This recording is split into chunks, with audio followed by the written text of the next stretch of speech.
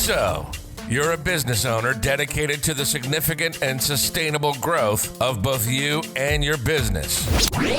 Welcome to the Add a Zero podcast. Hi, I'm Jay Allen from My True North, and this is the Add a Zero podcast. Delighted to have you with us today in part 2 of our 3-part mini-series talking about the 3 most common challenges that SME businesses in the UK face right now. If you haven't caught last week's episode, I strongly recommend that you go back and listen to last week's episode where I talked about the most common challenge that I come across before working with conscientious SME business owners. Today, we're going to talk about where that episode ended and the next step in the process. We talked last week about marketing and marketing's job in making the phone ring. Today, it's all around sales and being able to pick the phone up and what to say when you do. Have you ever walked into a shop and been approached by a member of staff? Hello, how can I help you today? What we tend to do is we'll lie to them. Now, don't get me wrong, I'm not talking about a blatant lie. You're not going out to offend anyone whatsoever, but there is a bias inside our head where the default says, I'm not ready to be sold at right now. I want to spend a little bit of time looking around. I want to feel more in control of my environment. I've just stepped into your hemisphere, your kingdom. I want to state my own authority.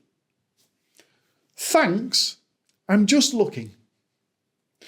The words have tripped off your tongue without even noticing what you've said. You've offered them an excuse which basically says, just give me some time.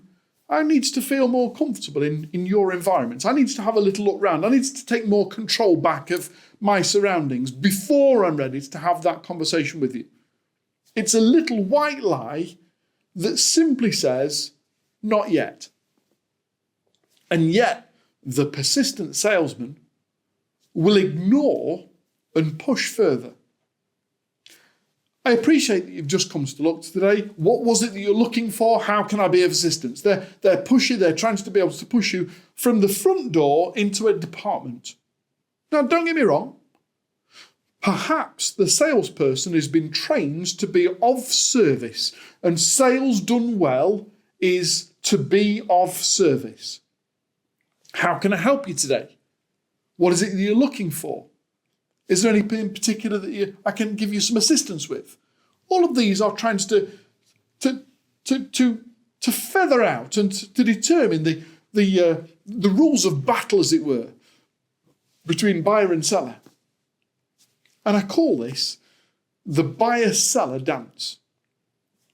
It's done almost subconsciously that the little voice inside our head said, I haven't turned up to give you my 16-digit credit cards and be ripped off. I expect you to be able to try and earn your commission. And therefore, I'm going to put some controls in place in order for me to feel more in control of the situation.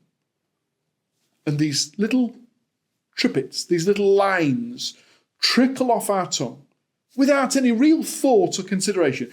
I can guarantee you that you did not wake up that morning, jump out of bed and say, do you know what?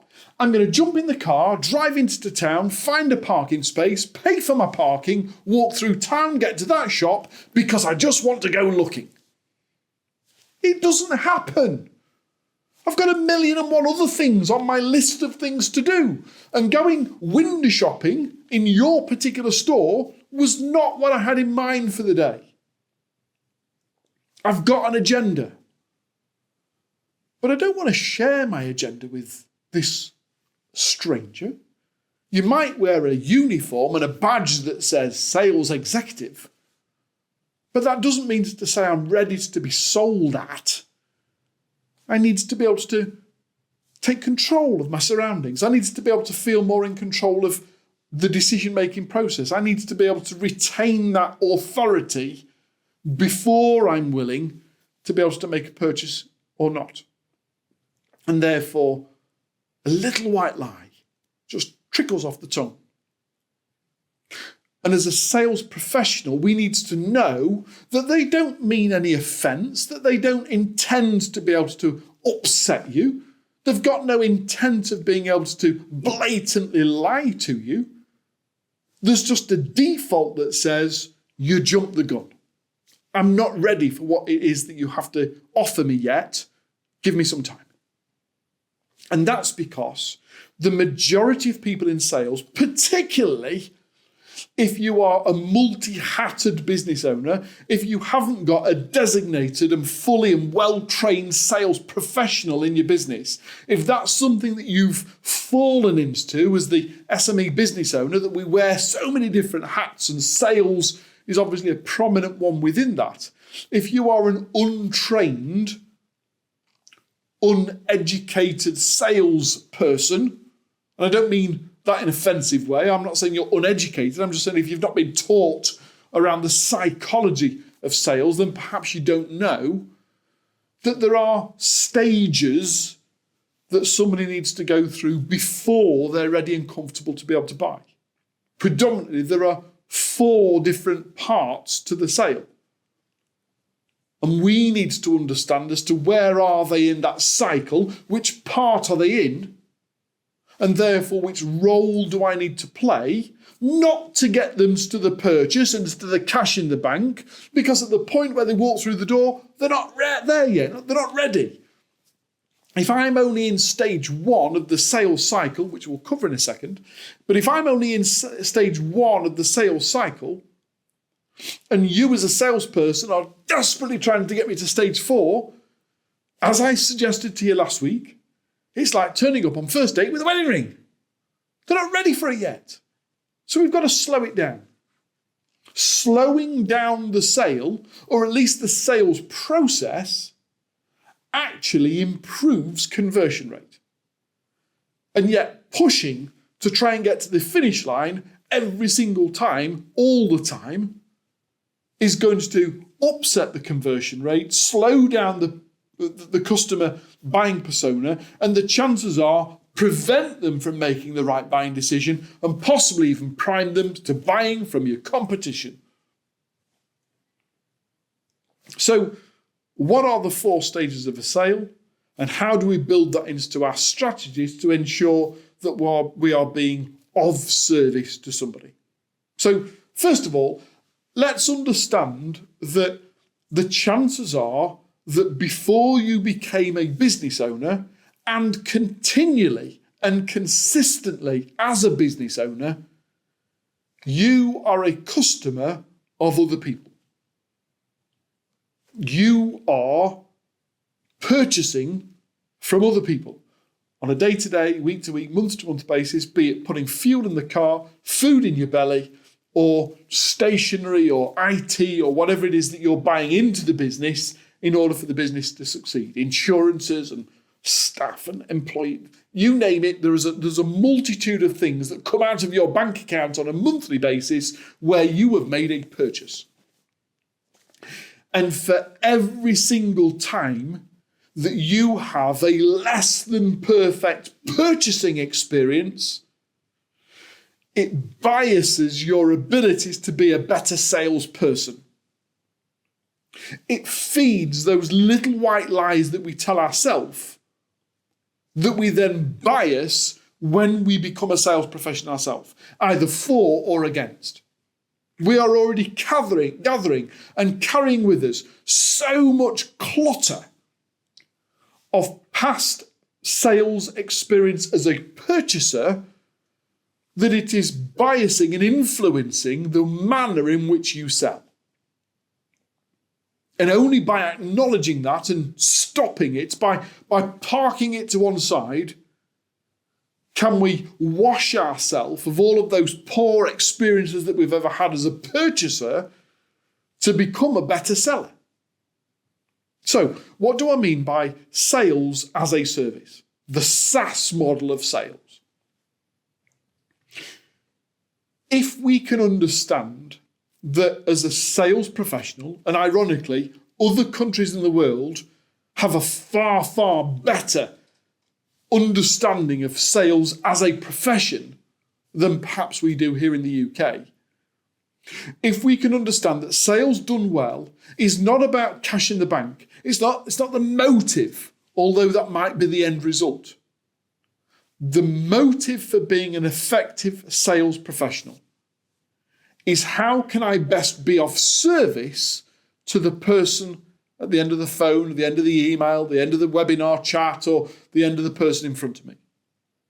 How can I best be of service? How can I help and understand what it is that they have a problem with that I may or may not be able to resolve by the actions on which I take in this interaction, that as a result of that, they are better off now at the end of this interaction than they were before we met.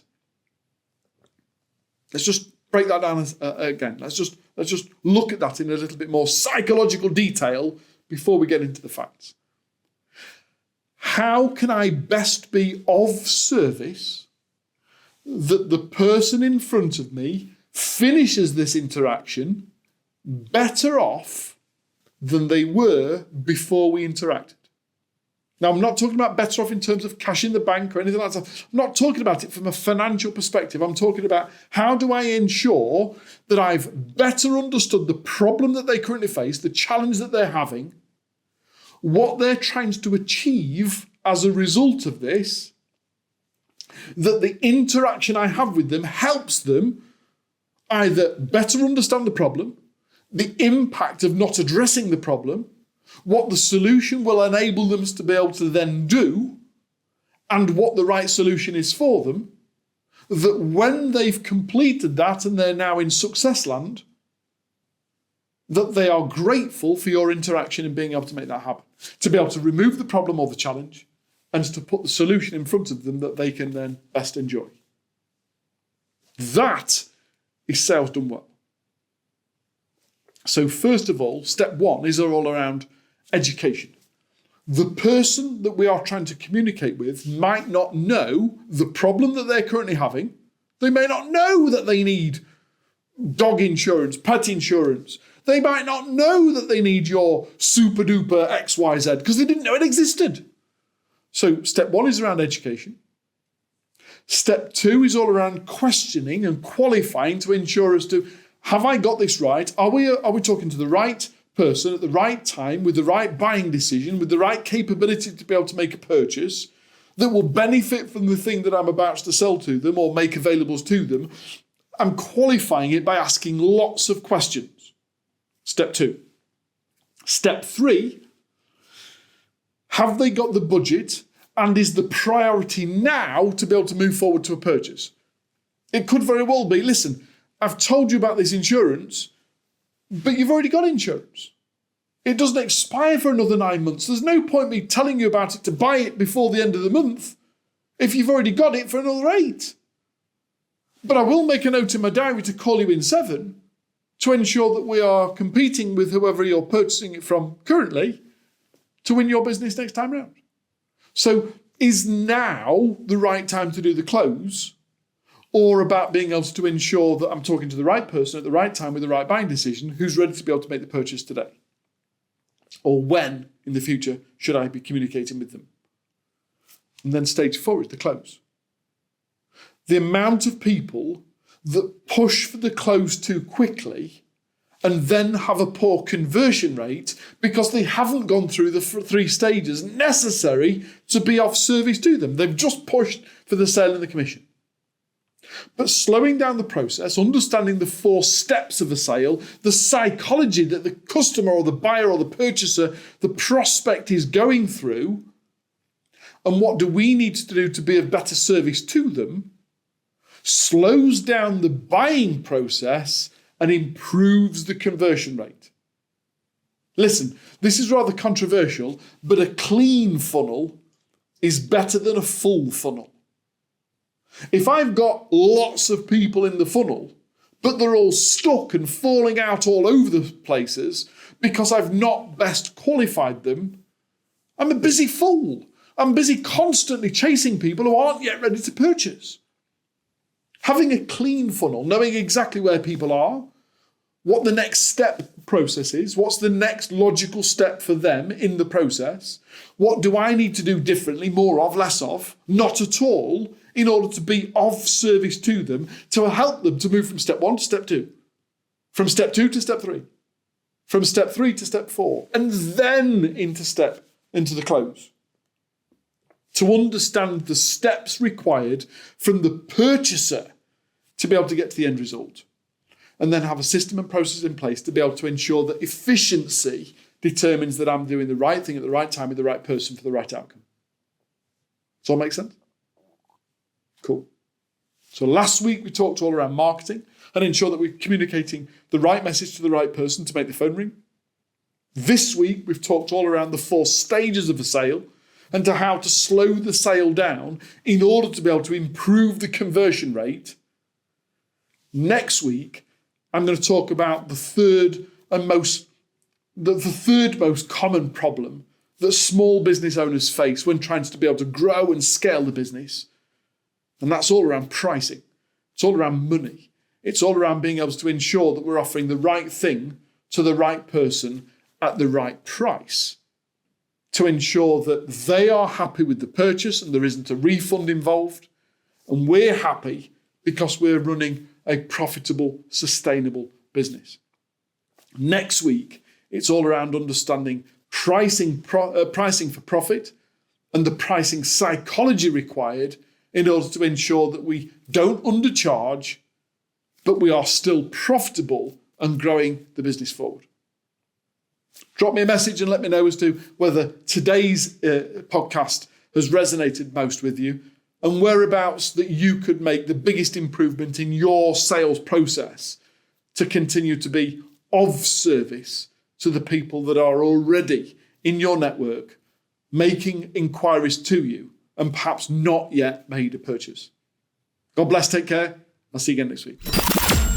That's all for this episode. As always, we really thank you for listening and welcome your comments, thoughts, and suggestions. So please do drop us a line by emailing podcast@mytruenorth.biz. And don't forget, if you haven't already done so, hit the subscribe button on whichever platform you're listening to this through. And tell your colleagues and business network all about who we are. You've been listening to the Add a Zero podcast presented by Jay Allen. Brought to you in association with My True North, the UK's leading ethical coaching company.